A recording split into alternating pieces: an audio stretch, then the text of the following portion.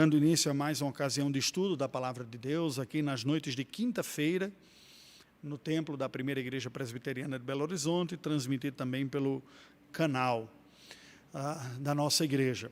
Você pode acessar também posteriormente depois, aqueles que estiverem assistindo, ou também diretamente no meu canal, que eu estou coletando tudo aquilo que tenho servido. A nossa ideia hoje, pela graça de Deus, é tratar um pouco mais do tema que é o tema da proposta anual, né, para a igreja esse ano, que são as bênçãos da comunhão do corpo de Cristo. Hoje nós vamos falar da comunhão do corpo de Cristo, considerando alguns aspectos complementares às aulas em classe única de escola dominical que nós demos nos 2 últimos domingos, que precisamos correr em alguns momentos lá, então hoje a gente vai trabalhar um pouco, fechando então a minha contribuição nesse tema, pelo menos nesta primeira ocasião. Não sei se oportunamente nós teremos uma outra. Eu espero, pela graça do Senhor, a partir da semana que vem, estar junto com vocês, dando início a uma nova série de estudos bíblicos, caminhando na nossa confessionalidade. Vamos orar ao Senhor nesse instante, rogando a sua bênção sobre nós. Deus bendito, nós estamos diante da tua presença, reconhecemos que tu és o Senhor da igreja, tu és o Deus bondoso que cuida de nós, que estabeleces o teu reino. Nós, de nossa parte, temos sido objetos de tua graça e certamente precisamos dela a cada dia, Senhor, para termos nosso coração apacentado por ti, apaziguado, a nossa mente instruída por ti, as nossas decisões sendo feitas para ti, para o louvor da tua glória. Ó Pai, nós te louvamos pela obra do teu Filho Jesus Cristo, obra purificadora, regeneradora, santificadora, obra da qual necessitamos todos os dias também para a nossa transformação espiritual. Assim como da aplicação desta obra em nós, que é a ação do teu Espírito. Pedimos a ação iluminadora do teu Espírito sobre nós neste momento, em nome de Jesus. Amém, Senhor Deus. Amém.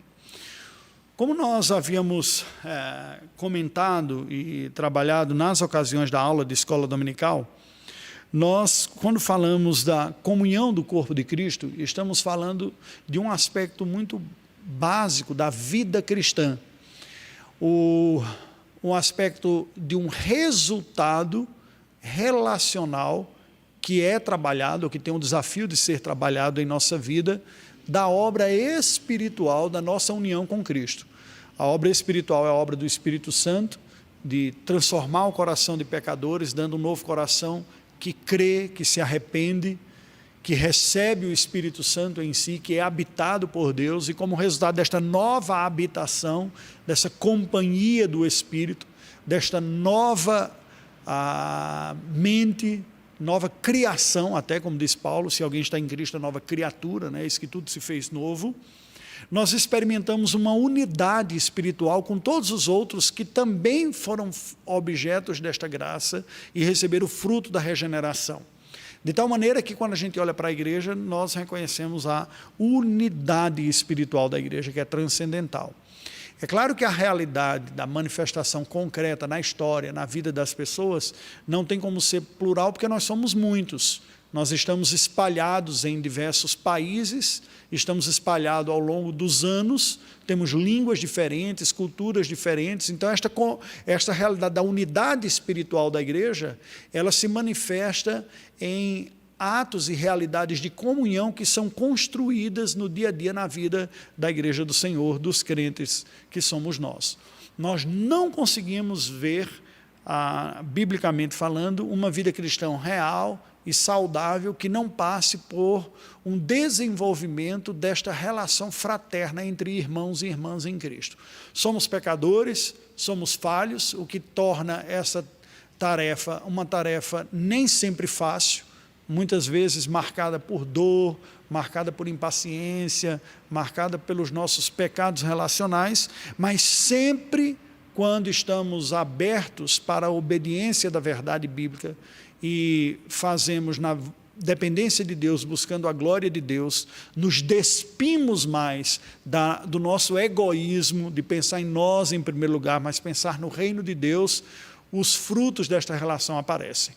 Uma das perguntas que me fizeram em resposta aos estudos foi: como é que uma igreja que tem recursos, que tem estudo, que tem opinião própria, pessoas com formações, como é que nós podemos crescer nessa instrumentalidade do reino de Deus e não cairmos em uma abordagem ou um pensamento ou um sentimento egoísta, pensando em nós em primeiro lugar? Pois bem, respondendo a essa pergunta e como introdução do nosso estudo, precisamente a maneira de fazermos isso é o grande desafio da vida cristã individual, a partir do indivíduo, que é: eu não sou mais o senhor do meu destino, no sentido que eu não existo para satisfazer os meus prazeres e o meu projeto de vida, mas Cristo é o Senhor do meu destino.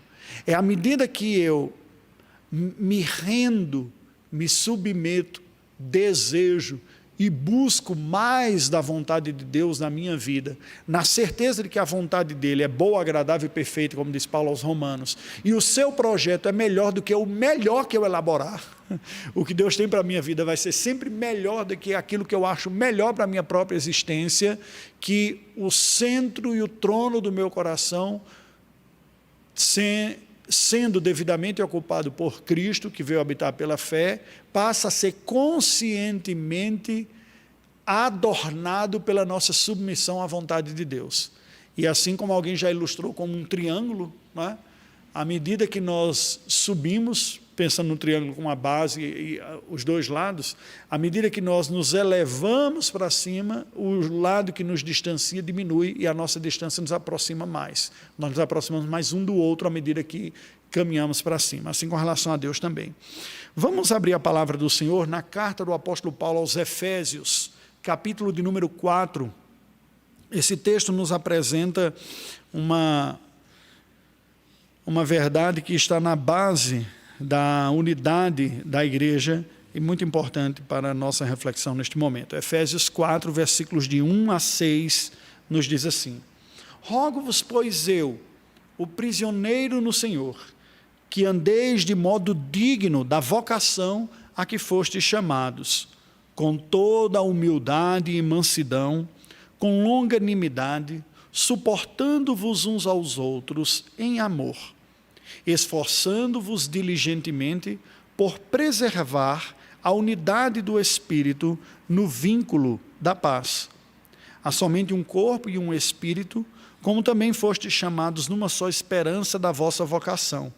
Há um só Senhor, uma só fé, um só batismo, um só Deus e Pai de todos, o qual é sobre todos, age por meio de todos e está em todos.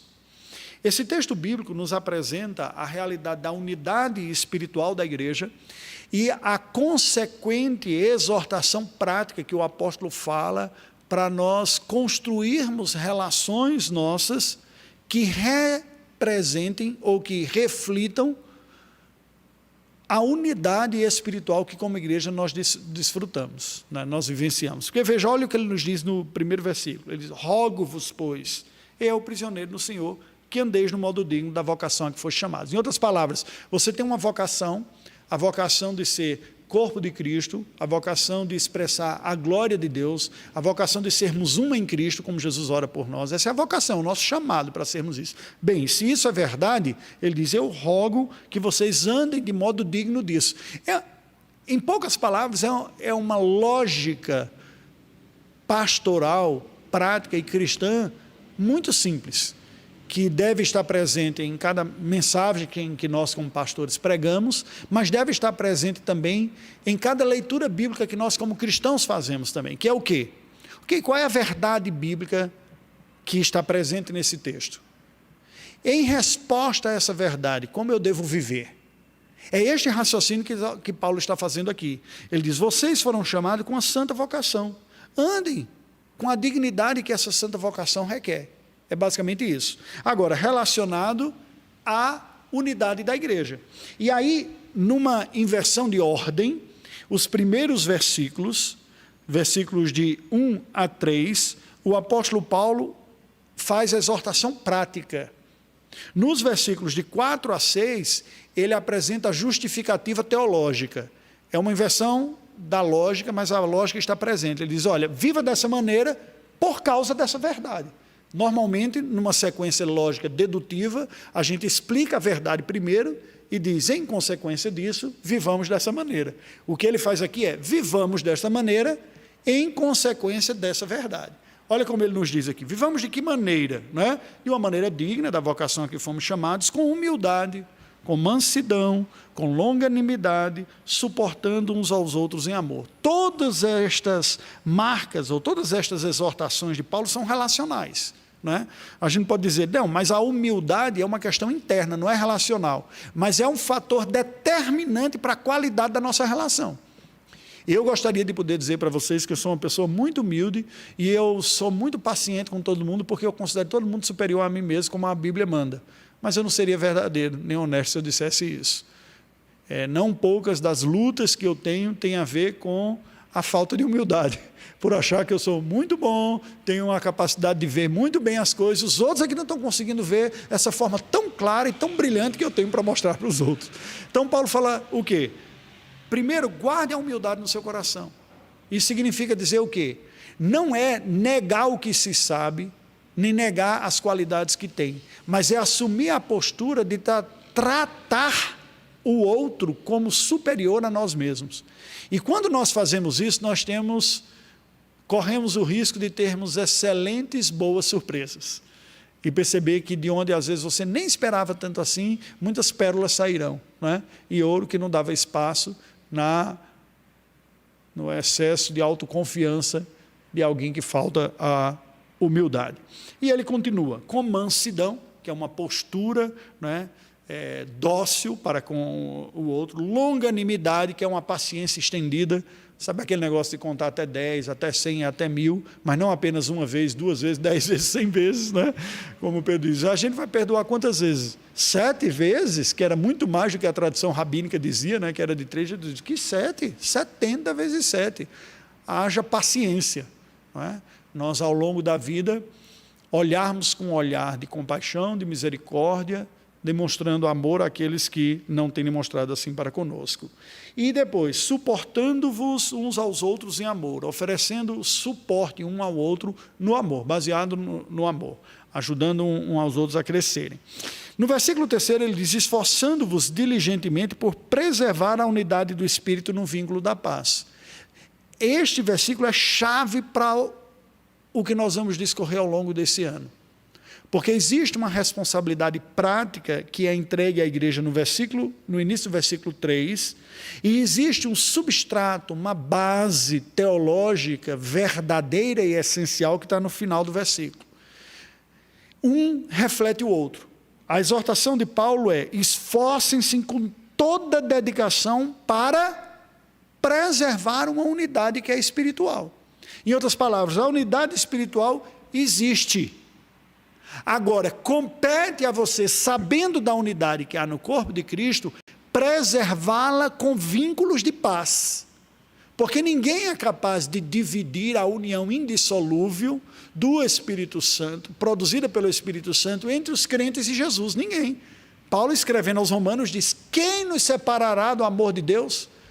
Vamos ler esse texto? Vale a pena olhar. Romanos capítulo 8, onde ele fala da indissolubilidade do amor de Cristo para com a sua igreja.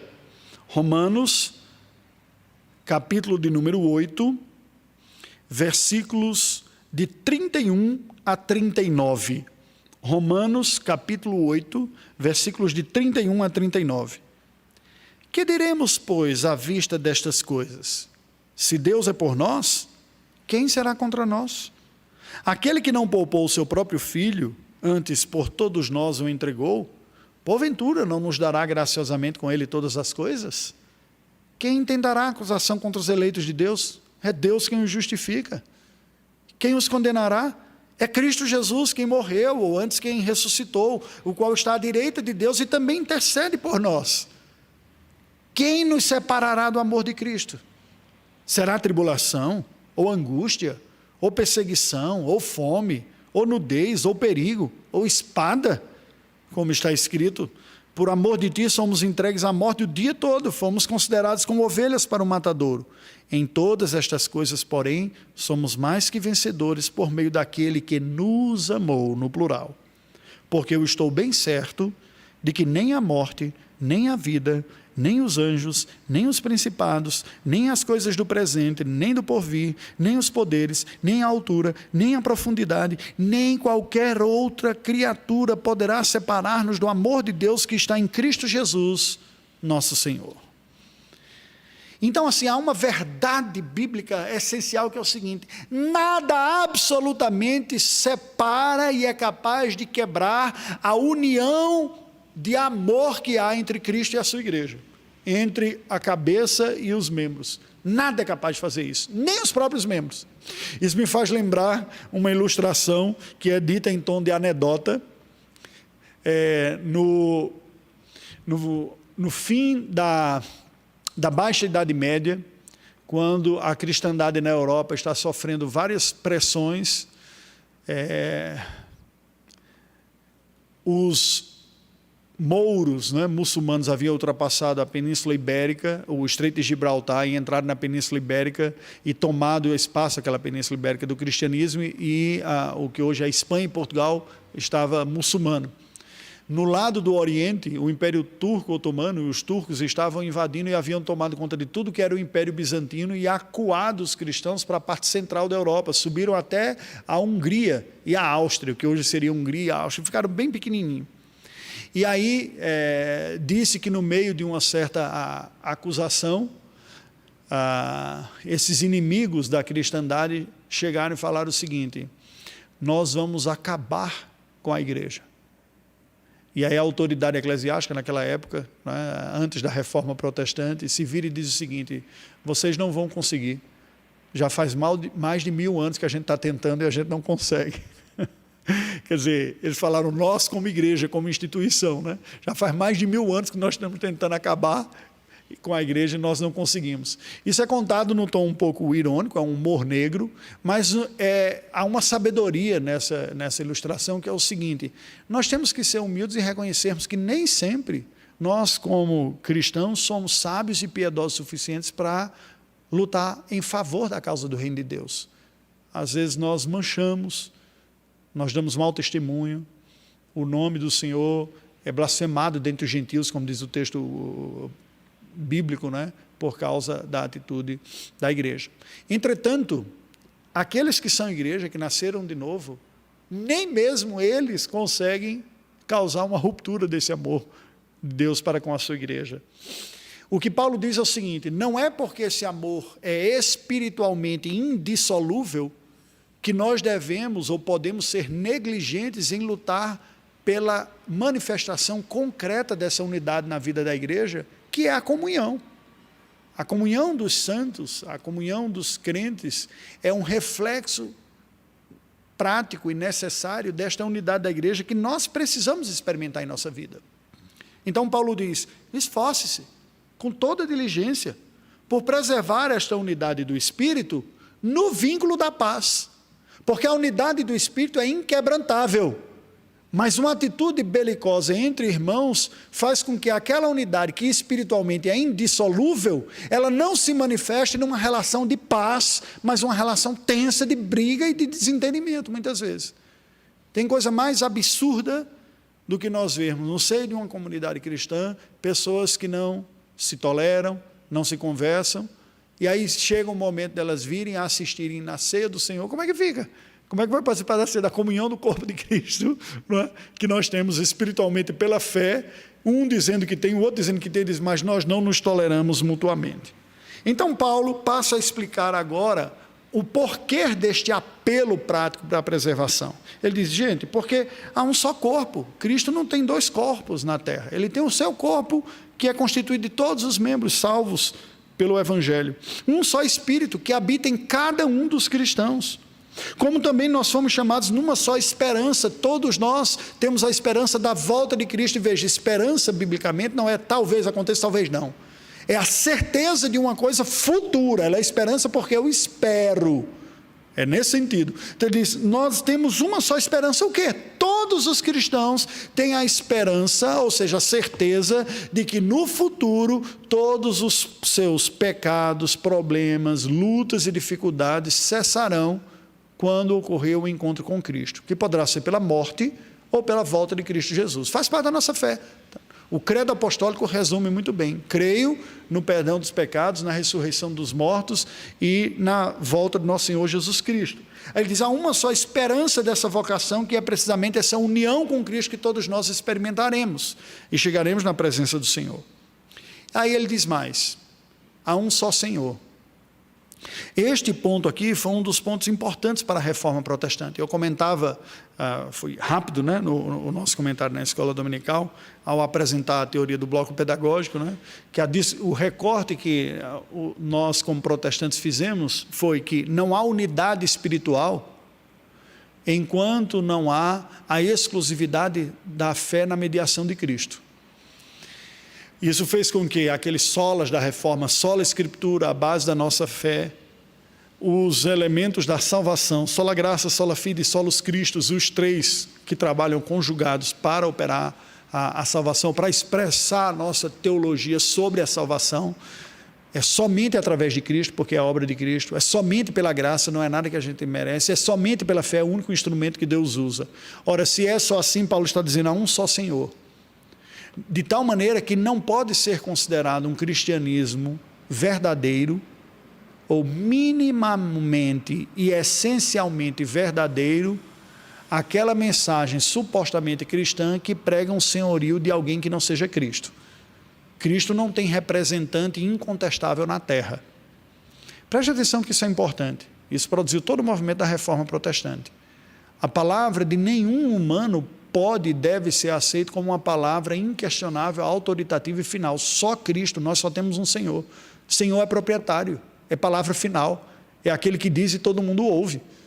Isso não cabe a nenhum outro descendente de Adão e Eva, a não ser aquele que veio, filho de Adão e Eva e do Espírito Santo, que é Jesus Cristo, e sem pecado.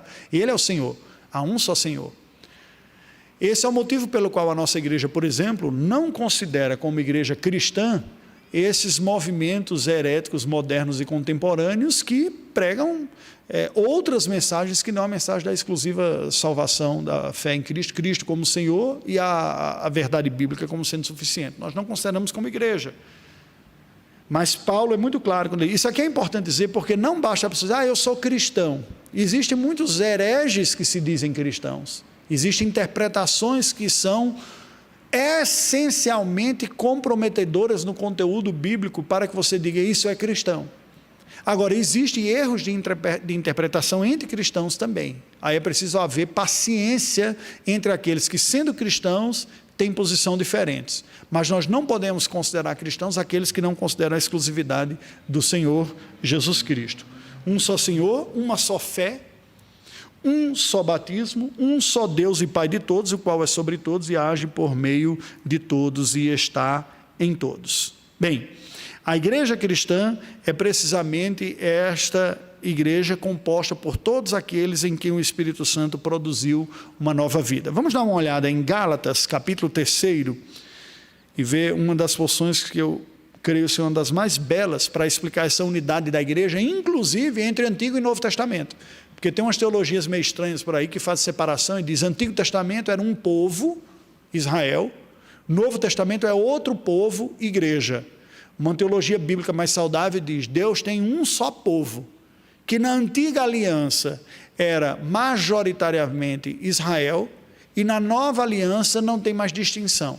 Que na antiga aliança usava alguns sacramentos e tinha algumas legislações civis específicas e cerimoniais para aquela época, e no Novo Testamento usa outros sacramentos e está aberto para várias outras leis civis, mas é a mesma lei moral, é a mesma salvação, a mesma graça redentora. Olha como Paulo une a igreja como sendo uma só, inclusive entre Antigo e Novo Testamento. Gálatas capítulo 3, versículos de 6 a 9, ele diz, é o caso de Abraão, que creu em Deus, e isso lhe foi imputado para a justiça. Sabei, pois, que os da fé é que são filhos de Abraão. Ora, tendo a Escritura previsto que Deus justificaria pela fé os gentios, pré-anunciou o Evangelho a Abraão, em ti serão abençoados todos os povos, de modo que os da fé são abençoados com o crente Abraão. Claramente, Paulo está unindo em um só corpo, em uma só descendência, os judeus da antiga aliança com os gentios crentes da nova aliança. O que ele está dizendo é, o que os judeus representavam na carne, é o que a igreja é em espírito. Porque nem todo, como ele vai falar aos romanos, ele diz, nem todo judeu o é de fato filho de Deus. Nem toda descendência de Israel é. Ele diz, aqueles que ficaram com o coração endurecido e não tomaram parte na herança do Senhor. Nós percebemos isso lá na carta de Paulo aos Romanos. Vamos dar uma olhada lá? Romanos capítulo 9. Romanos capítulo 9. Olha só como Paulo explica isso, falando da condição espiritual da igreja na antiga aliança. A partir do versículo 6, ele diz, e não pensemos, Romanos 9, 6, adiante, e não pensemos que a palavra de Deus haja falhado, porque nem todos os de Israel são de fato israelitas. Nem por serem descendentes de Abraão, são todos seus filhos. Mas em Isaque será chamada a tua descendência. Isto é, estes filhos de Deus não são propriamente os da carne, mas devem ser considerados como descendência os filhos da promessa. Então, claramente, Paulo está explicando que mesmo no Antigo Testamento, não é a descendência do sangue que qualifica espiritualmente alguém. Ele diz, essa verdade é a mesma verdade do Novo Testamento. Não é uma descendência de sangue que qualifica alguém. Nem todo filho de pacto é salvo. Tem um apóstata, o que abandonou. Ele tem os privilégios do pacto. Paulo vai continuar falando isso aqui. Ele diz, mas então qual é a vantagem de ser judeu? Ele diz, tem muitas. Eles têm os profetas, têm os patriarcas, têm a lei, tem o culto, tem um conhecimento. Não é exatamente a mesma coisa que a gente disse para os filhos da nova aliança. Ele diz, qual é a vantagem de ser crente, se a pessoa não vai ser salva no final? Rapaz, desde o início da sua vida você soube o que é verdade, o que é mentira, quem é o Salvador, como orar, o que é certo, o que é errado, tudo isso. Então, o conhecimento da verdade, a instrução ética nessa verdade, santifica profundamente. Porém, a resposta de arrependimento, de fé, de obra do Espírito Santo é que produz a igreja, tanto no Antigo Testamento quanto no Novo Testamento. Vamos voltar para Gálatas, capítulo 3, e ver como Paulo conclui essa ideia aqui.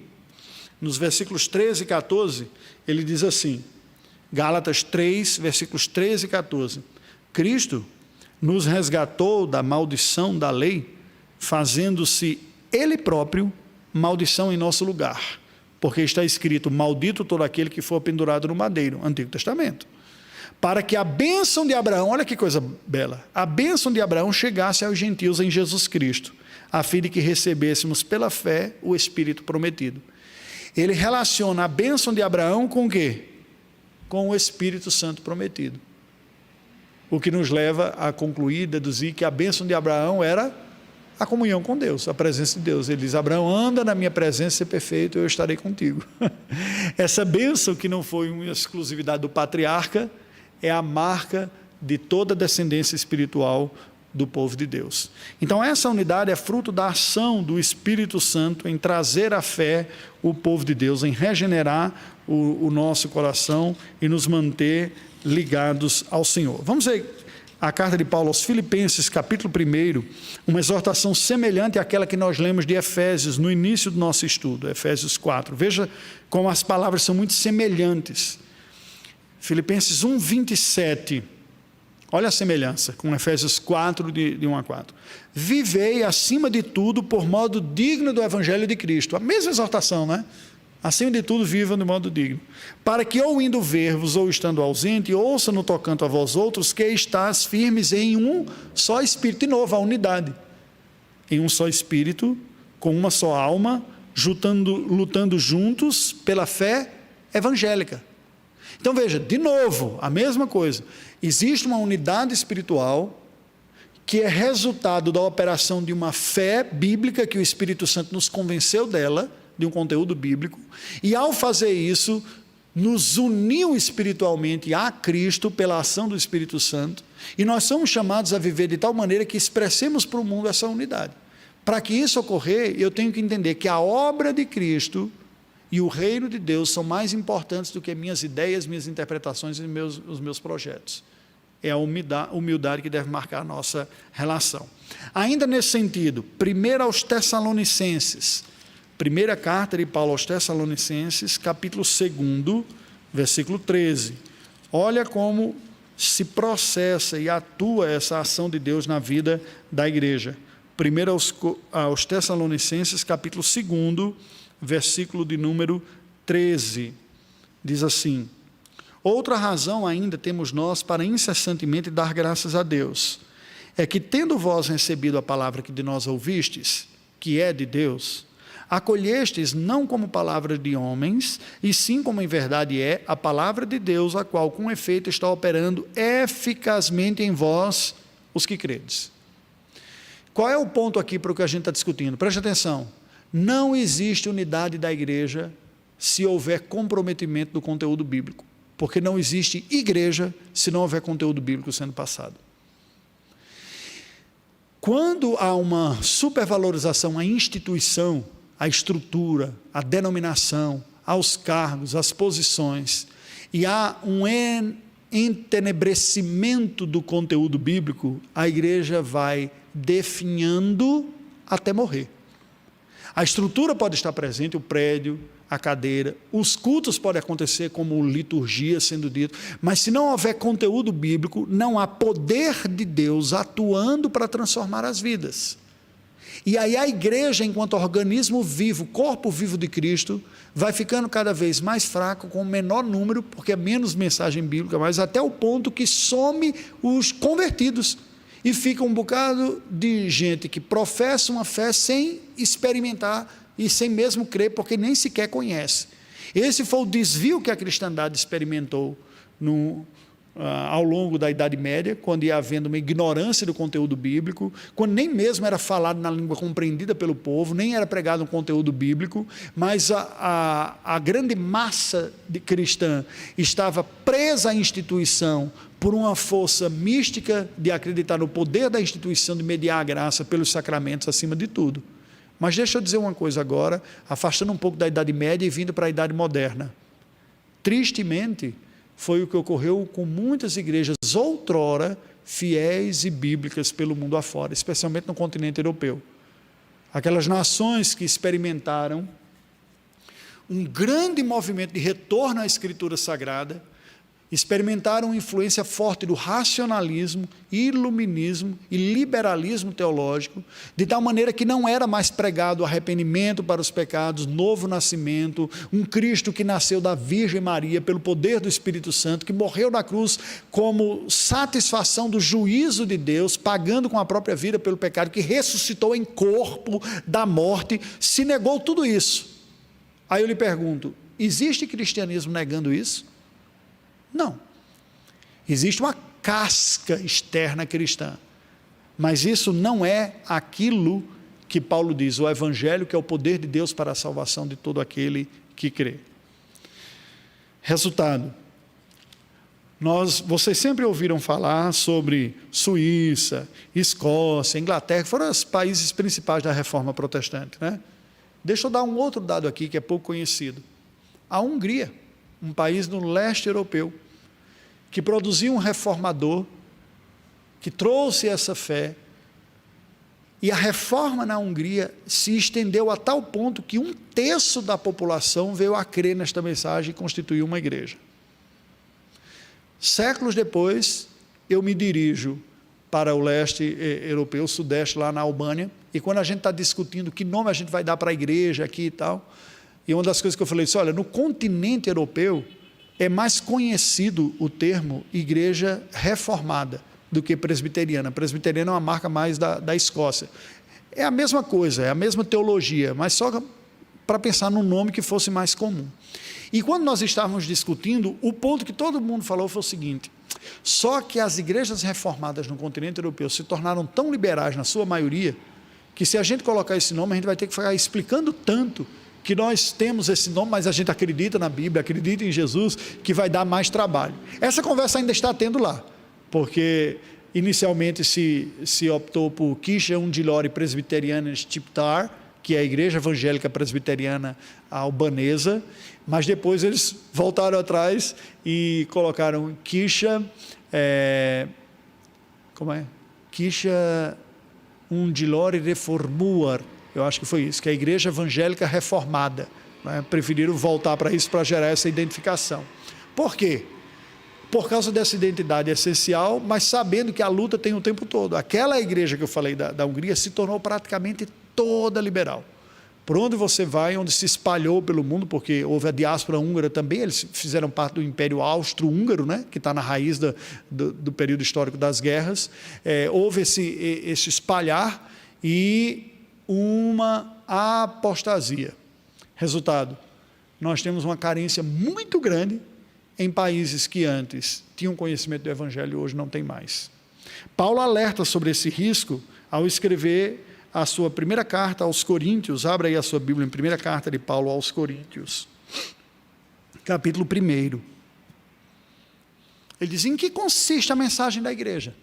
Em que consiste a mensagem que gera a igreja, que salva a gente e que é inegociável, senão ela deixa de ser igreja? Em que consiste? Aí veja, a partir do versículo 10, Paulo faz um apelo da unidade da igreja. Lembra que a igreja está dividida? Eu sou de Paulo, né? Eu sou de Apolo, versículo 13. Acaso Cristo está dividido? Vamos ler o 12 e o 13 aqui, ó. Refiro-me ao fato de cada um de vós dizer, eu sou de Paulo, e eu de Apolo, e eu de Cefas, e eu de Cristo. Acaso Cristo está dividido? Foi Paulo crucificado em favor de vós, ou fostes, porventura, batizados em nome de Paulo? Então, o que Paulo está dizendo aqui? Ele diz, gente, os agentes humanos só são instrumentos do Senhor da igreja, que é Cristo. Perdeu completamente de vista a referência cristã e a unidade cristã, quem não tem Cristo como Senhor absoluto. E começa a se digladiar por primazias humanas. E aí ele diz algo interessante. Gente, eu confesso com vocês, tem muita coisa que eu me identifico com Paulo, com a maneira de ver vida e ministério. E isso aqui é uma das coisas. Olha o que ele diz, seguindo mais adiante. Ele diz, eu dou graças a Deus, porque nenhum de vós batizei, exceto Cristo e a Gaio, para que ninguém diga que fostes batizados em meu nome. Batizei também a casa de Estéfanas, alguns destes, não me lembro se batizei algum outro. Porque não me enviou Cristo para batizar, mas para pregar o Evangelho, não com sabedoria de palavra, para que não se anule a cruz de Cristo. Percebe a atualidade disso para o que ocorreu com a igreja depois e que produziu a reforma protestante? O que a igreja estava fazendo na Idade Média? A graça da salvação vem pelos sacramentos que a igreja administra, mas não tinha mais pregação bíblica conhecida e fiel. Paulo diz, gente, não funciona. O sacramento, ele está debaixo da palavra. Sacramento sem palavra é só rito vazio de propósito. Ele diz, eu dou graças a Deus que o meu foco é ministério da palavra. O sacramento é meio complementar, adicional que vem, mas sem o ministério da palavra não ocorre igreja, não tem salvação, não tem edificação, não tem unidade, porque nem igreja existe. Olha como ele passa a discorrer a partir do versículo 18. Certamente a palavra da cruz é loucura para os que se perdem, mas para nós que somos salvos, poder de Deus. Pois está escrito, destruirei a sabedoria dos sábios e aniquilarei a inteligência dos instruídos. Onde está o sábio? Onde o escriba? Onde o inquiridor deste século? Porventura não tornou Deus louca a sabedoria deste mundo? Visto como na sabedoria de Deus o mundo não o conheceu por sua própria sabedoria, porque aprouve a Deus salvar os que creem pela loucura da pregação. Porque tanto os judeus pedem sinais, como os gregos buscam sabedoria. Mas nós pregamos a Cristo, crucificado, escândalo para os judeus, loucura para os gentios. Mas para os que foram chamados, tanto judeus como gregos, pregamos a Cristo, poder de Deus e sabedoria de Deus. Porque a loucura de Deus é mais sábia do que os homens, e a fraqueza de Deus é mais forte do que os homens. O que Paulo está dizendo? Só existe igreja, e, portanto, só existe unidade de igreja em torno da pregação fiel do Evangelho do nosso Senhor Jesus Cristo. Algumas pessoas às vezes dizem, a doutrina divide, fica falando demais de doutrina, vai se dividir, as pessoas vão se digladiar e vai acabar com a comunhão. Eu digo, não existe comunhão à parte da verdade.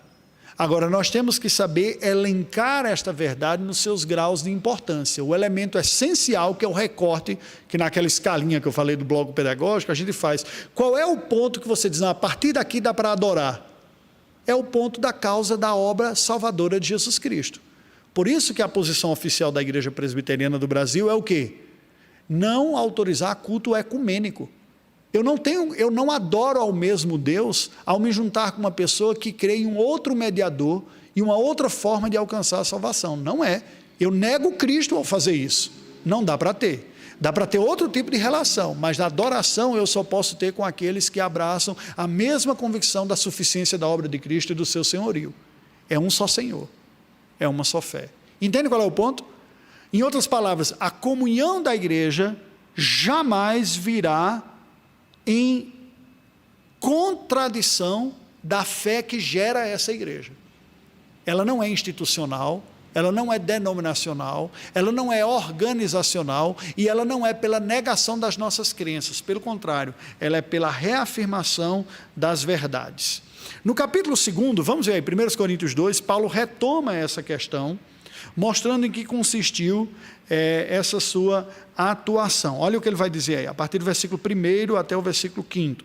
Eu, irmãos, quando fui ter convosco, anunciando-vos o Evangelho de Deus, não fiz com ostentação de linguagem ou de sabedoria, porque decidi nada saber entre vós, senão a Jesus Cristo e este crucificado. E foi em fraqueza, temor e grande tremor que eu estive entre vós. A minha palavra e a minha pregação não consistiram em linguagem persuasiva de sabedoria, mas em demonstração do Espírito e de poder, para que a vossa fé não se apoiasse em sabedoria humana, e sim no poder de Deus.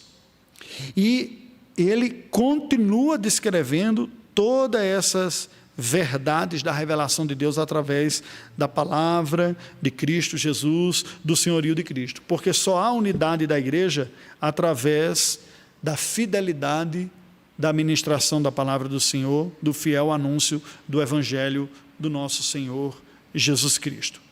É este o recurso que o Espírito Santo tem para fazer a igreja existir. O Espírito Santo não opera paralelo à palavra que ele mesmo inspirou. Ele não é uma pessoa com múltiplas personalidades, nem duas caras, que diz uma coisa pela palavra e outra coisa diferente fora da palavra, percebe? De tal maneira que a maneira que nós temos de ter a certeza de estarmos sendo conduzidos pelo Espírito Santo é precisamente na unidade que é decorrência da fiel ministração da palavra de Deus. É por isso que Martin Lloyd-Jones defendia aquele conceito que caracteriza o movimento puritano, que em latim é dito ecclesiola in ecclesia, que é a igrejinha dentro da igreja. É o grupo que diz, nós estamos dentro de uma estrutura. Se essa estrutura está se corrompendo, nós temos que garantir fidelidade dentro dela, até que ela expulse. Se ela expulsar é outra história, mas enquanto não fizer, a gente vai tentar restaurar essa igreja para a mensagem bíblica que ela está. Eu não desisto da fidelidade bíblica. Tem ponto que isso se torna praticamente impossível, e o próprio corpo expele, diz, vocês são radicais, acreditam na Bíblia demais, de um jeito muito literal, que a gente não acredita, e expulsa esse grupo, não é? Graças a Deus nós vivemos tempos mais saudáveis em nosso país, em nossa denominação, mas já tivemos lutas neste sentido também. O Senhor Deus então atrai os pecadores, os regenera pela mensagem da cruz, o que Paulo diz, o evangelho, que é o poder de Deus para a salvação de todo aquele que crê. E a nós convém cultivar, manter os vínculos da igreja em torno desta fé, nos exortarmos mutuamente para permanecermos fiéis, cooperarmos com o ministério um do outro, com a vida um do outro, para que perseveremos na fidelidade da palavra de Deus. A igreja nunca viveu uma vida completamente tranquila a desenvolver esse ministério. Sempre teve lutas do mundo externa e sempre teve lutas internas também, de desvios teológicos e morais dentro de si. A vida da igreja aqui, como uma das expressões clássicas da teologia para falar da igreja, é uma vida de luta. Você já deve ter ouvido falar na expressão igreja militante. Por que ela é uma igreja militante? Porque ela está militando, lutando nesse mundo para não ser engolido, para falar a verdade, para instruir na santidade a igreja, lutando contra os próprios pecados dentro do nosso próprio coração, entre nós, contra o mundo, contra o diabo. Aí diz, pastor, mas essa briga é muito forte, né? Bem, se fosse para nós vencermos na nossa força, seria impossível. Humanamente falando, chega a ser desanimador em muitos momentos. Aí nós precisamos nos lembrar das palavras de Cristo, e com isso eu termino o estudo desta noite. Vamos ler juntos Mateus 10, 16, e depois, como um contraste complementar, né, para dizer as duas coisas, Mateus 16, primeiro Mateus 10, 16, depois nós vamos ler Mateus 16, 18. Primeiro Mateus 10, 16. Vamos ler? Juntos. Eis que eu vos envio como ovelhas para o meio de lobos. Sede, portanto, prudentes como as serpentes e simples como as pombas. Aí você diz, eita, é muito perigoso, né? Ovelha no meio de lobos. Mas aí ele vai dizer em Mateus 16, 18. Mateus 16, 18, olha só. Também eu te digo que tu és Pedro, e sobre esta pedra, a afirmação de que tu és o Cristo, o Filho do Deus vivo, né? Edificarei a minha igreja, e as portas do inferno não prevalecerão contra ela. Para nossa saúde e visão realista da vida da igreja, nós temos que ter esses dois versículos diante de nós. Não será uma vida de paz. Nós somos como ovelhas enviadas por meio dos lobos. Mas não será uma vida de derrota. É Cristo quem estabelece a sua igreja, quem edifica, e as portas do inferno não vão prevalecer contra essas ovelhas que vão ganhar dos lobos. Porque é o Espírito Santo agindo através das ovelhas, para às vezes até, né, e alcançando lobos e transformando-os em ovelhas, porque quem é lobo hoje pode ser alcançado pelo Evangelho e se tornar ovelha amanhã. Vamos orar ao Senhor? Deus bendito, nós te louvamos pela obra perfeita do teu Filho Jesus Cristo, pela tua igreja, pela unidade que há. Pedimos sabedoria e graça para sermos cooperadores com a tua causa e pedimos também o teu favor para anunciarmos fielmente o Evangelho em nossos dias. Oramos em nome de Jesus. Amém. Amém. Deus nos abençoe.